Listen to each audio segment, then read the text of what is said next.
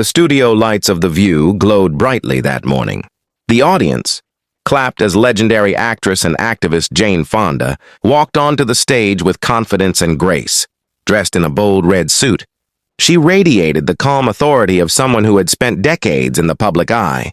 Across the table sat the show's outspoken co-host, Joy Behar, known for sharp humor and even sharper questions. At first, everything flowed smoothly. Jane discussed her latest film project, her activism, and her lifelong commitment to social causes. The audience nodded, applauding her passion. Joy joked lightly about Jane's energy and influence, drawing laughter from the crowd. But then the conversation shifted. Joy leaned forward slightly. "Jane, you've been very vocal about political responsibility in Hollywood," she began. "But some critics say celebrities sometimes overstep when telling people how to think. What do you say to that?" Jane smiled politely. She had heard that question many times before. "I believe in using whatever platform I have to speak about issues that matter," she replied calmly.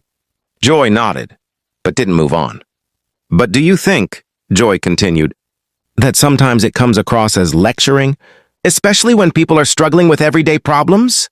The tone had changed. The audience sensed it. Jane's expression tightened just slightly. "I don't lecture," she said evenly. "I advocate." "There's a difference," Joy responded quickly. "Some people might not see it that way." The air felt heavier. The friendly rhythm of the segment began to fracture. The camera zoomed in, capturing every subtle reaction. No one yet knew how quickly things would escalate. The conversation deepened and sharpened. Joy referenced a recent controversial statement Jane had made during a climate rally. The clip played briefly on screen. Jane watched silently. When it ended, Joy asked, "Do you regret the tone of that comment?" Jane's posture shifted. She crossed her hands on the table. "What I regret," Jane responded, "is how often urgency is mistaken for aggression." Joy raised an eyebrow.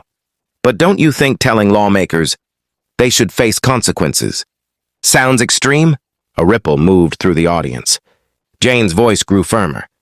"When people's futures are at stake, strong language reflects strong concern." Joy interrupted, pressing harder. "Or strong anger?" The interruption changed everything.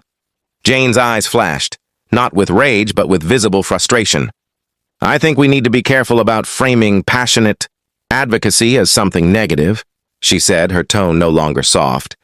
Joy responded immediately. "And we need to be careful not to alienate people by sounding self-righteous." The word hung in the air, self-righteous. The audience gasped lightly.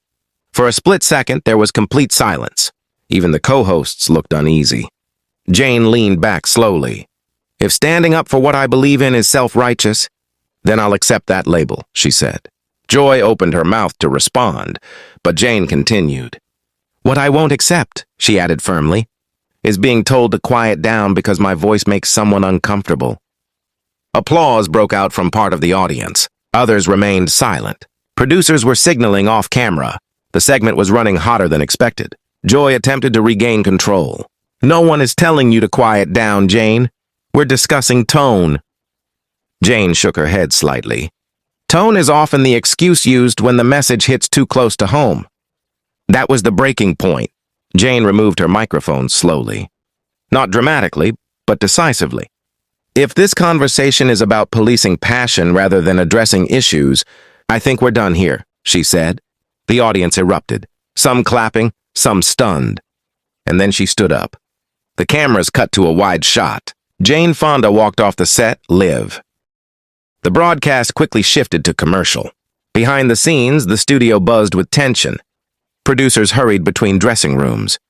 Publicists whispered urgently into phones. Within minutes, clips of the exchange were spreading across social media. Headlines formed instantly. "Jane Fonda storms off The View." But what really happened? Sources later claimed the discussion had veered off pre-approved topics.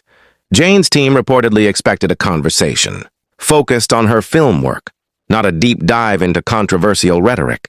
Others defended Joy, arguing that challenging questions are part of live television.